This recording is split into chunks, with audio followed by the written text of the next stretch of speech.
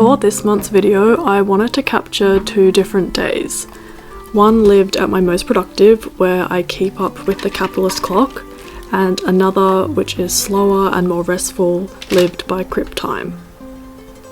This day in the life was lived at a pace which isn't sustainable for me long term, but when powered by a higher dose of ADHD medication, allows me to switch between tasks with more ease, tick off everything on my to-do list, and feel like I'm living at the pace everyone around me seems able to maintain. While I hope the way I filmed this day doesn't transmit the stress and tension it creates in my body, it's a day which the capitalist parent, which we've all been raised by, I fear would be happy with, or more happy with. Something which fills me with only what I can describe as a deeply programmed, warped sense of accomplishment. My internalized productivity tells me these types of days are a marker of a good person, or of what really matters in life.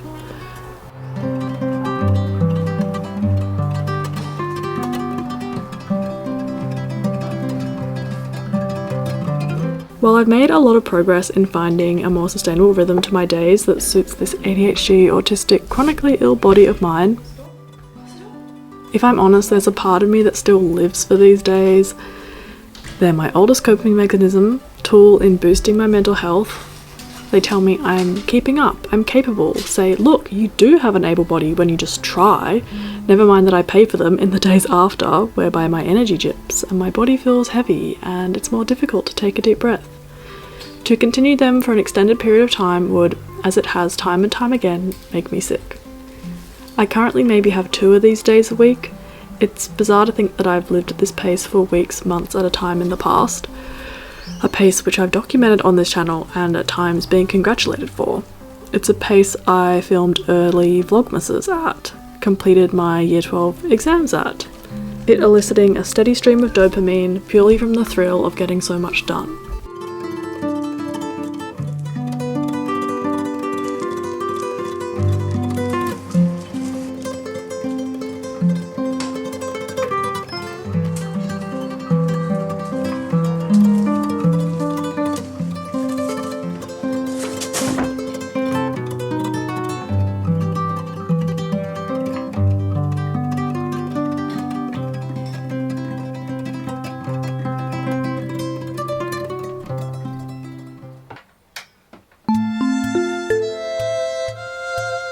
On days like these, I like to work off a master list rather than a set to-do list just for that day, knowing that if I'm lucky, I might be able to get more done than I think I will. I set the mood, always making sure I'm not too hot, and on this day got to work on my cookbook.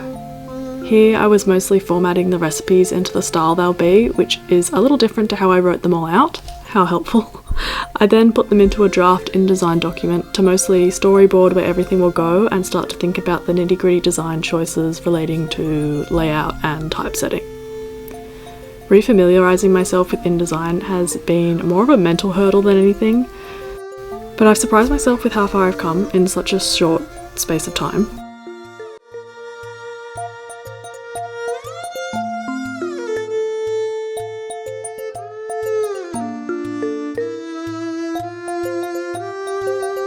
At around 10:30, I step away from the screen, drink some water, go downstairs, get some snacks, take Merlin out to pee, get some fresh air.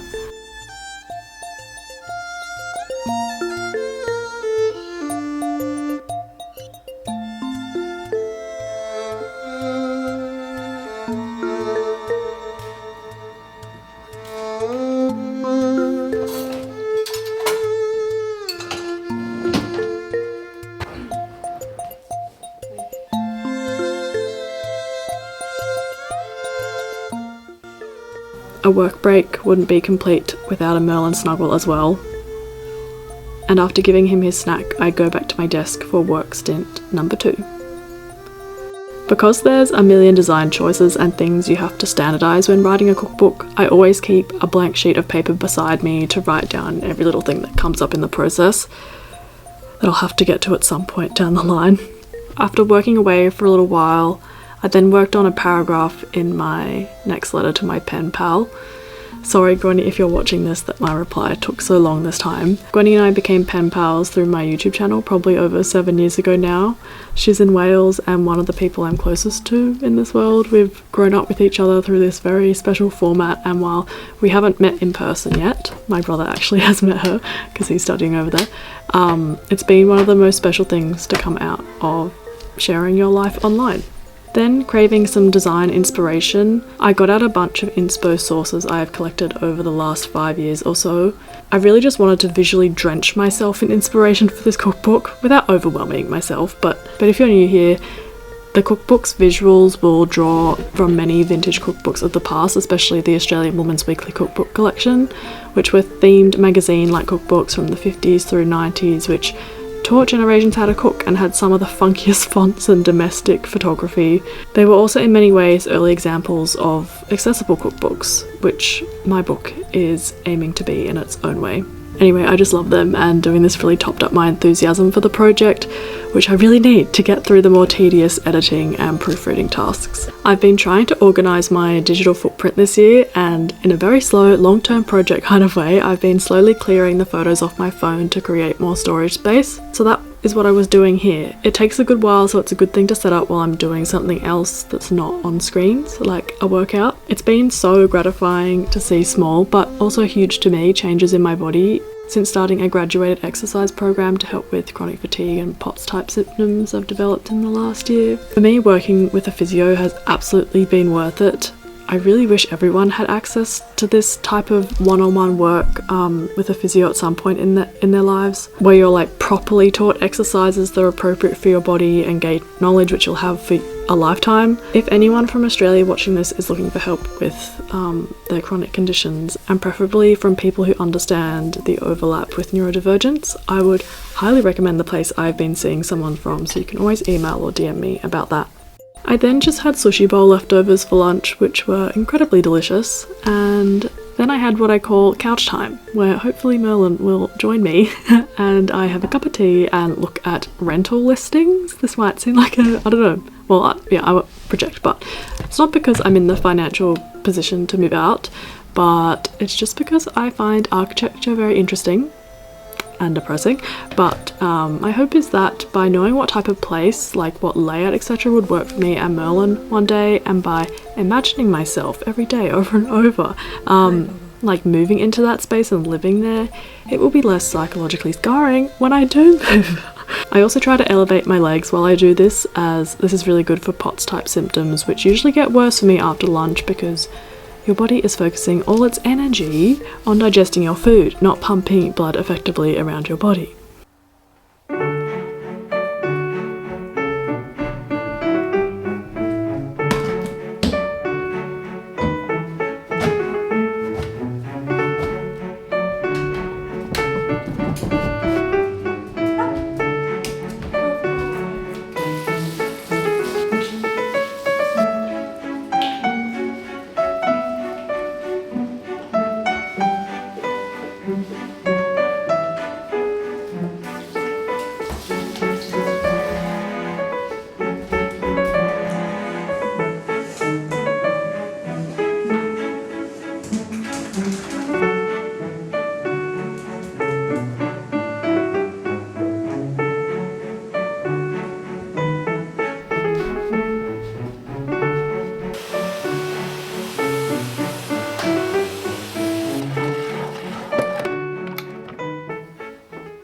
After washing Merlin, I changed again because it was just getting more and more humid throughout the day, and took myself to the library to do another couple of hours of work.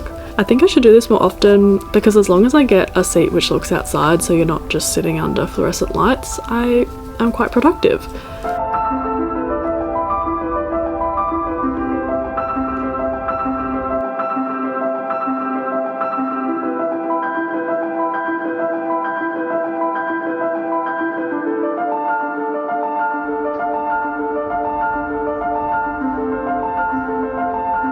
On this day, I think I was procrastinating replying to a very important email about the cookbook to agree to a video call with an important person. But I did end up finishing my working day replying to that email, so go me, and the call went great, if you're wondering. It has transpired.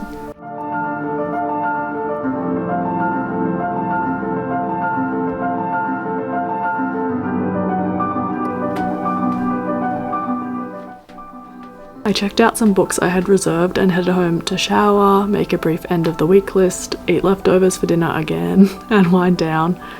I think it should be said that if I had to think about what I was going to cook or eat on this day, I would have got a lot less done. While I love cooking and thinking about food, obviously it still takes up a lot of energy for me, and probably more so these days. And some days the mental load of it is just a nuisance when you have other things to be doing. So thank goodness for delicious leftovers, honestly.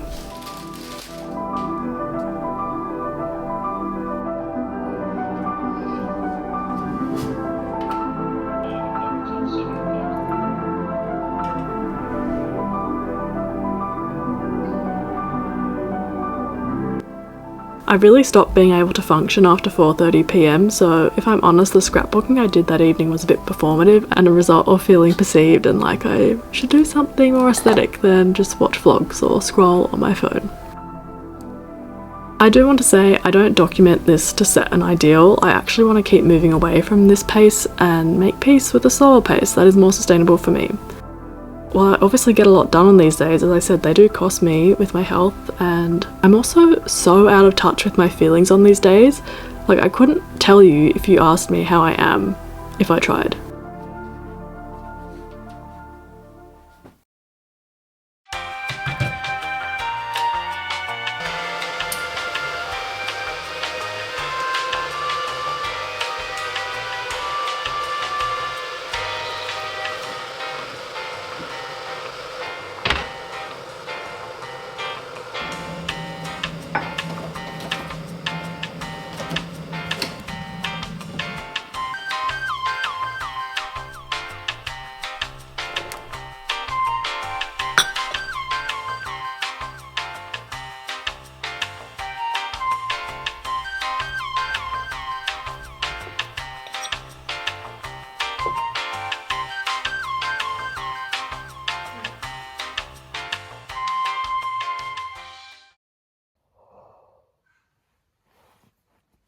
I think how I was feeling on this day will be reflected in how I captured it, aka not in such an entertaining way. I do want to point out that this is not a 0 day or really a big flare-up day. I wouldn't be able to film on those days. And ironically, I did more than I would have liked to on this day, which was a Sunday, because my dad was down from Canberra. He'd recently turned 60, and there's always an energy of let's do things while he's here because that time's precious and limited. I'm also not as great as slowing down and thereby unmasking in front of my dad, just because I haven't been around him as much in my life, so I struggle to really slow down as much as I would have liked.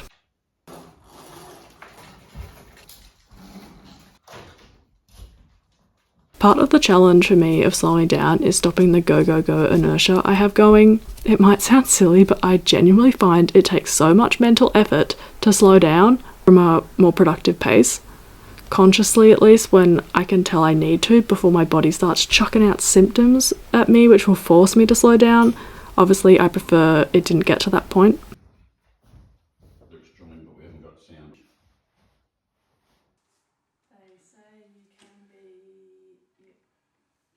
One way I do this is to try and notice that every time I want to speed up, do something more quickly, I try to do the opposite. So walk a little slower, take a drink of water a little slower, breathe a little slower, and it tends to help conserve your energy, or not make things worse anyway. I walked Merlin in a humongous cemetery on this day because I didn't have much energy, and he's so easy to walk there purely because there are less smells from other dogs, so he walks at heel the entire time.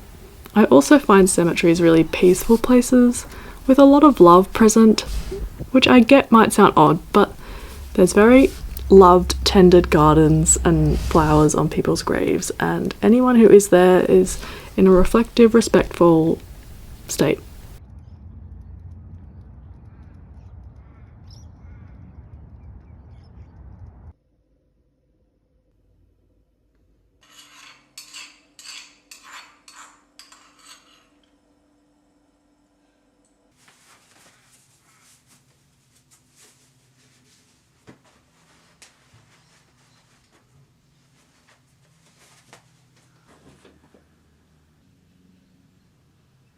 I then came home, ate my second breakfast, did some housework, edited some TikToks, and then did some scrapbooking with some seaweed snacks for munching. This was not my most artistic spread by any stretch. I just did some light checking in about the month, which you do see a lot of in these videos because I'm making them at the ends of the month.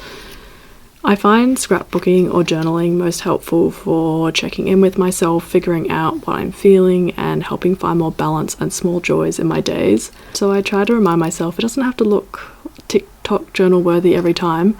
Not that I see my scrapbooking style reflected on there anyways. I'm usually an eat the frog kind of person, aka someone whose most productive hours are in the morning. So scrapbooking first thing feels very weird. Yes, even on a Sunday, for goodness sake. I can feel like I'm wasting the morning, but slow mornings are very restorative, so I try to remind myself that these types of days help me to do more in the long term, which usually shuts that part of my brain up.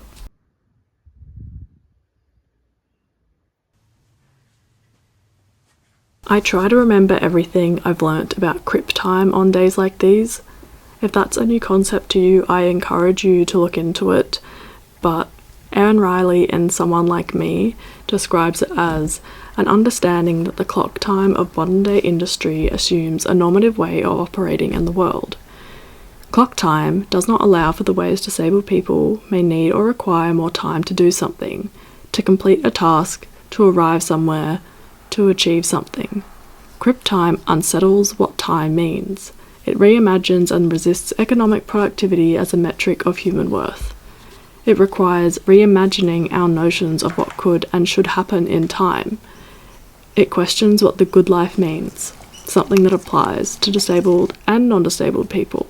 For me, I think of it as being aware of my intersecting challenges and living in a way which is sympathetic to them, looking into myself and asking what is the next loving right action, not what the clock suggests I should be doing next.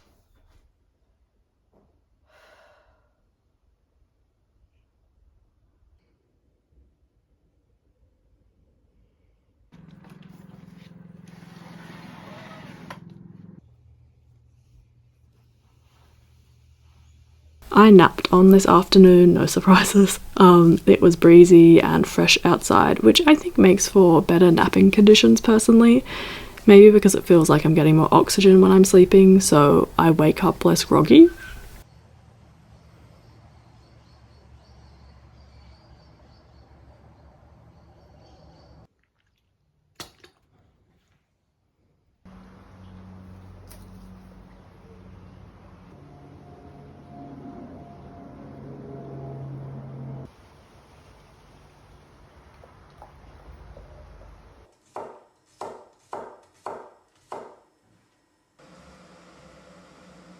I ended up making an Asian style salad for dinner and watching the first episode of Adolescence with my dad, which was more effort and emotional stimulation than I really wanted on this restful day. But that's just how it is sometimes, and especially when you're the eldest daughter. Hello and welcome to the Q&A coda of this video. I mentioned I would do a Q&A section of March's video on Instagram, and I have a number of questions I would love to answer, but I might save many of them for future videos, as today I want to answer the question which is in many comments under recent videos: Phoebe, why are you no longer vegan? The tone of the question ranges from like benign curiosity to undertones and overtones of shame, so thank you for the people who've asked a bit more kindly and gently. I want to talk about this and answer it comprehensively so I can refer people to one video from a practical standpoint. Are all our minds open? Those at the back? Great. Here goes. In short, it was because being vegan and gluten-free, while sometimes having to eat a low fibre, low FODMAP, very minimally processed diet because of gut problems I have, is too difficult to feel full on, too hard on my digestive system, too restrictive for me personally, and with my sensory preferences relating to being autistic, it adds quite a lot of unnecessary stress, which then just worsens the gut problems. So adding eggs first sparingly, and then fish into my diet honestly helps me get back to the higher fiber, vegan and gluten-free food that I love to eat, and allows that to still be a big part of my diet. And from a comfort health perspective, helps me maintain so much more equilibrium with my digestive system because I'm adding in filling low fiber foods. I'm pretty sure I did talk about this at the time, purely because I'm like a stickler for continuity and the various elephants in the room. I have at multiple times considered starting a new channel over it, which is pretty sad. Like, I get my content is not revolving around vegan food these days, it's more about my life, but the conclusion I've come to is that that would be denying the healthy reality that we grow and evolve, and that's allowed. And I think, not relating to like becoming not vegan, but just in general, evolving and changing should be modelled. At least I'm grateful when people change online and we get to see that. I did start this channel and get most of the followers who maybe are still here when the space was revolving around one thing, vegan recipes, and the part of me that it focused on was my special, very persistent interest of vegan cooking. So I do really relate and sympathise to being attached to like one idea of a person and that type of content that they put out, and I think the sentiment in a lot of the comments I get relates to that, which is so fair. And I've lost a lot of subscribers, continued to, and that's to be expected.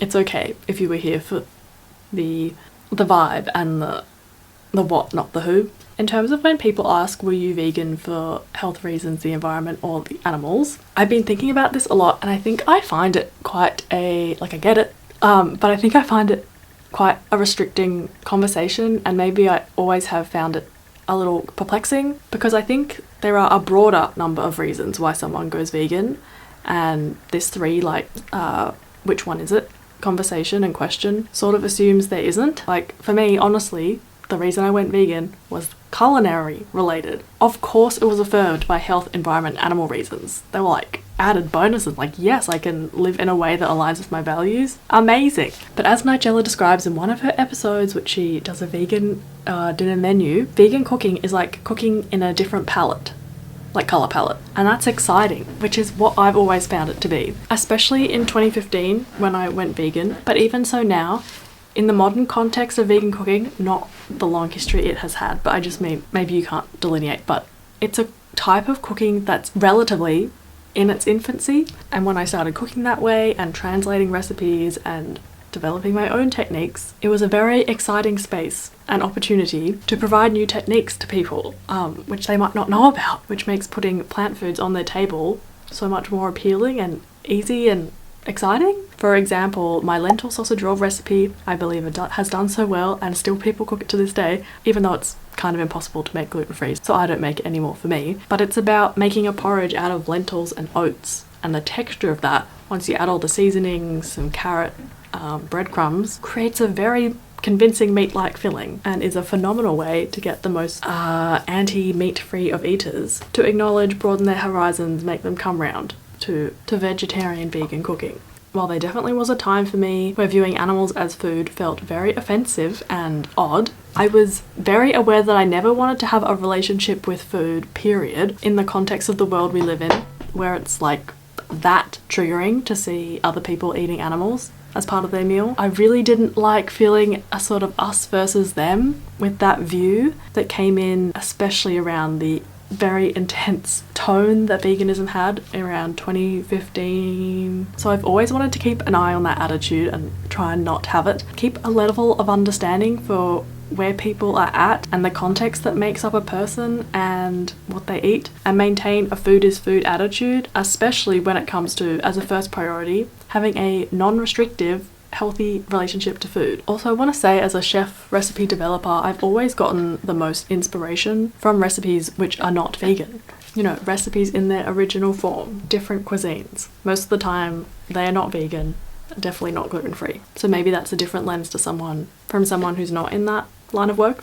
I think there are lots of examples of people who have broadened their diets because of restricted eating pasts, and realizing that being vegan was part of that, was maybe co-opted by their eating disorder, and they needed to stop being vegan to heal that part of their relationship to food. And I feel like online that's accepted and understood, but it's less accepted and understood when it's gut related reasons. Like, I don't know who everyone else is watching, but I'm not the only person who has had SIBO, and that really putting a spanner in their vegan diet. I love Lindsay Rem. They've had SIBO, have gone through similar protocols. I very relate to when they talk about it, and they have introduced animal foods back into their diet in a more substantial way than I have. I think Liv B might have had SIBO but has managed to stay being vegan, but she is not gluten-free, and Lindsay Rem and myself have to be gluten-free either from an intolerance or autoimmune condition. I don't want to speak for other people, but add being gluten-free and it adds another difficult element. But SIBO is also like so hard to treat. Each person is obviously so different. Why I haven't been super chatty about SIBO, my gut health issues as well, is because I don't love talking about it. The initial treating of it in 2020 was such a miserable experience for me. As a caveat, I didn't have, I don't think, the best health professional leading me through that. I did not have adequate psychological support that I really needed, considering that cooking, which is my biggest passion, self-soothing activity, was being taken away. So I was very depressed without really registering it as that at the time. As I was going through that, I'm pretty sure I would have said at the time, because this is such a the conclusion of how it felt. It felt like I was being handed an eating disorder with how restrictive the SIBO biphasic diet is to follow. That's just period. Before doing it vegan and gluten-free, which was wild that I did that. So yes, because I was going through such a restrictive situation with food, which goes against what I try to put out, I always try to find and project through delicious recipes and my attitude to food an expansive and maximalist relationship to food, despite the restriction that was imposed upon me that I had to follow. And that includes years prior, when I started reacting constantly to gluten and had to become gluten-free, and my recipes had to become gluten-free. That did not vibe with what I was trying to do here. I saw a TikTok by, is it Liz Miu? An Australian content creator, cook, who is no longer strictly vegan, and she was talking about the gatekeeping around the word vegan, which is another point that is often brought up by people. Just don't call yourself vegan anymore. You're plant-based. Step away. It's a lifestyle. You're not following it. Step away. Which I'm very sympathetic to as well. When I have used it, I think of two things. One, I wish there was less, it was a less loaded word for the general public, the world, and labeling food vegan if it is vegan, it's a recipe with vegan ingredients, then I don't see what harm that does. I think that only moves things in a productive direction. But second is, when I use it on here and in this space, I think it helps give some important context of where this channel has been, the type of food I love and want to keep cooking, and the recipe development context that I have, because the recipes I publish are vegan and gluten-free and have been.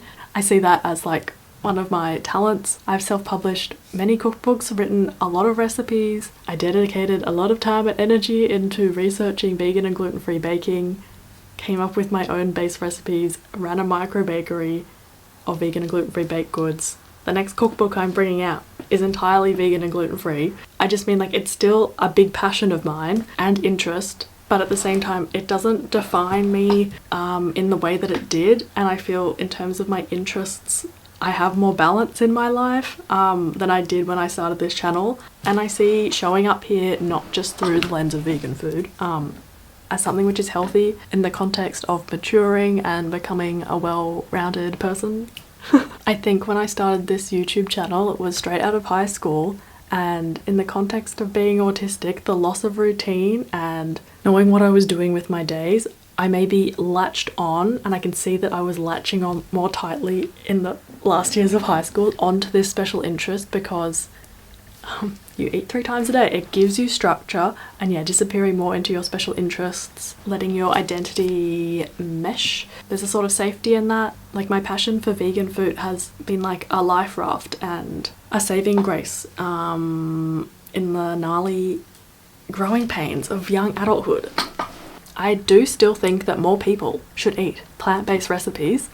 I think they are extremely delicious, often very inclusive, realms which the vegan community are not often privy to. The people who were rocking up to my micro bakery, yes, were often vegan, but more often were, okay, had to be gluten-free, or dairy free, or nut free, or lactose intolerant, you know? And since working on this cookbook, making sense of how being autistic and ADHD like intersects with my relationship to food and cooking, vegan food can be very sensorily friendly. It really bums me that the culinary like collective understanding around plant-based food is like still where it's at. Like amongst the very privileged, can definitely afford groceries, have the flexibility with what they put on the table type of people, like considering there are so many resources and opportunities to have delicious plant-based food. So yeah, I've always been dedicated to providing more resources on inclusive vegan recipes to make that more appealing and easier and more delicious. And I think I do a good job of it while managing the health reality of my body. I never wanted to go gluten-free back in 2017, which I think is the earliest spanner thrown into my vegan dream, because it just makes it much more restrictive. I don't know if I would have been vegan forever if I just had a wonderful gut and was not neurodivergent and yeah, had a very able body. I don't know. I've been talking for a millennia though. I'm running out of steam. So I hope I haven't come across as defensive or a bit of a nincompoop and I've explained myself okay. Guess I'll find out when I edit this. I don't think I'm at a place where when I share the food that I make, I don't feel like, what are people gonna say? Like I shouldn't show this because people don't like it. Like I started this channel because of my joy of food and cooking and I still want it to maintain that energy and essence, so I guess I'll just try and be more confident in that space and see how it goes. Hopefully it goes without saying I would of course be eating the most organic, free-range, sustainably sourced options that are available to me. Of course that is important. Now I'm just stressing that I've missed out some other really crucial stuff, but I think you can't please everyone. Please be kind in the comments. I hope you've enjoyed this video. I'm very grateful for you watching to this point if you have, and I'll see you in the next one. Yep.